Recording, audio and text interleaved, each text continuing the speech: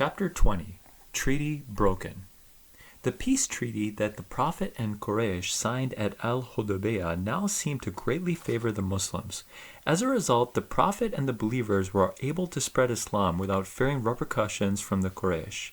It essentially further accelerated the weakening of the corrupt Qurayshi social structure.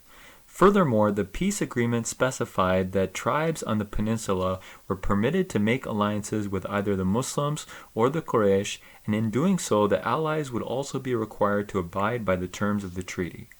A tribe called Bakr had decided to ally with the Quraysh, while the tribe of Khuzayah allied with the Muslims.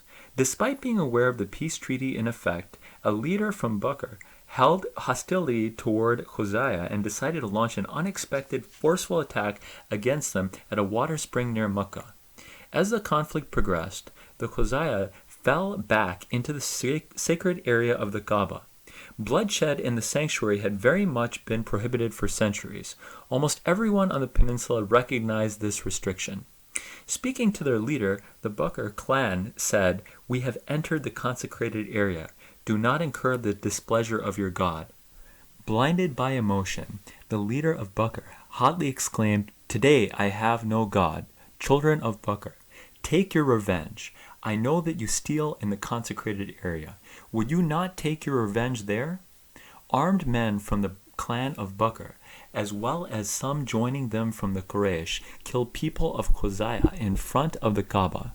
The Quraysh and its ally had clearly broken the treaty of Al-Hudaybiyah just 2 years after it had been signed.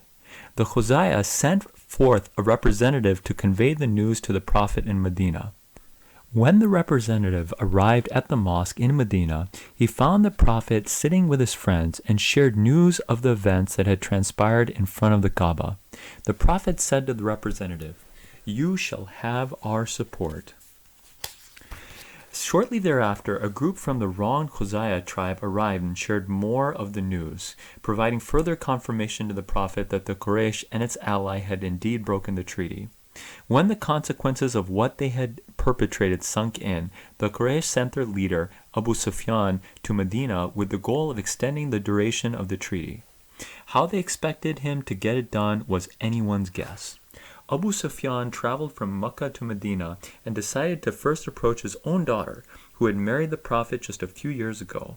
He went into her room, and as he was about to sit on the Prophet's mattress, his daughter pulled it away and folded it. Taken aback, Abu Sufyan said, "I am not quite sure, child, whether you think that I am above sitting on your mattress or that it is too good for me." She responded, "It is the mattress of Allah's Messenger, and since you are an idolater, you are impure. Hence, I do not like you to sit on the mattress of Allah's Messenger." Still surprised, Abu Sufyan was direct. "I am certain some harm has befallen you since you left me, daughter." Leaving her house, Abu Sufyan went into the mosque and saw the Prophet. He said to the Prophet, "Muhammad, I have come to ask you to confirm our peace agreement and to validate it for a longer period." The Prophet asked, "Is this what you have come here for? Have you perpetrated any trouble?" Abu Sufyan dishonestly stated, "We are abiding by our peace agreement of Al-Hudaybiyah. We strictly observe its terms." The Prophet was silent in some part after hearing Abu Sufyan's lies. He did not respond further to Abu Sufyan's attempts to converse. Having failed twice to fulfill his vain mission, Abu Sufyan left to seek out Abu Bakr. When he had found him, Abu Sufyan tried again to see how the treaty could be extended. Abu Bakr indicated that he would defer to the Prophet and follow him, again dashing Abu Sufyan's stratagem. After leaving Abu Bakr, Abu Sufyan found Umar and asked that Umar try to convince the Prophet on his behalf. Speaking to Abu Sufyan, Umar made it very clear, "You want me to be your advocate? If I could find nothing to fight you with except dust, I would certainly fight you." Just a few years ago, Abu Sufyan and Umar had traded fierce words after a bloody battle at Mount Uhud. Abu Sufyan approached many more of the Prophet's friends, only to receive a similar response as the one which the head of 2 local clans gave. "We only abide by the Prophet's instructions. Whatever promise or pledge he gives, we will honor." Once Abu Sufyan had left town, the Prophet asked one of his wives, Aisha to prepare his battle gear. As she prepared food for her husband's journey, her father, Abu Bakr, came and inquired why she was making such preparations. Aisha did not reply to any of Abu Bakr's questions.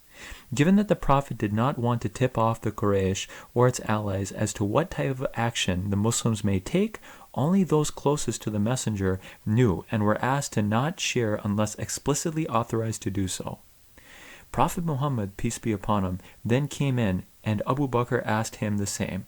The Prophet confirmed that he would march toward the Quraysh in Mecca. Abu Bakr referenced the treaty, but the Prophet stated that the Quraysh had broken the agreement.